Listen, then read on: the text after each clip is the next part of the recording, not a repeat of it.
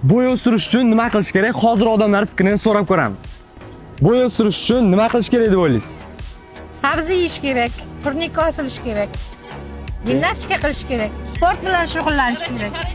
Bo'y effektiv o'stirish uchun Biofit dorisini ichish kerak. Bu 100% tabiiy preparat. Sog'liqni saqlash vazirligidan sertifikatga ega. Mening o'yimcha negizinde trenirovka жасау керек, sabzi жеу керек. Biraqdan da оның пайдасы аса қатты тие бермейді. Себебі бізде Biofit осы дәрі өнімдерін біз пайдалану керекпіз.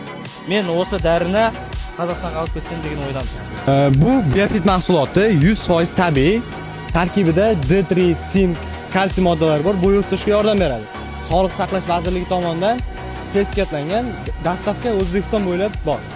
Bu Biofit tabiiy mahsuloti bo'yingizni 5 sm dan 10 sm gacha effektiv o'stirishga yordam beradi. Tarkibida bo'y o'stirishga yordam beradigan kalsiy, D3, sink moddalari bor. Sog'liqni saqlash vazirligi tomonidan sertifikatlangan. Batafsil ma'lumot olish uchun kommentariyaga plus belgisini qoldiring.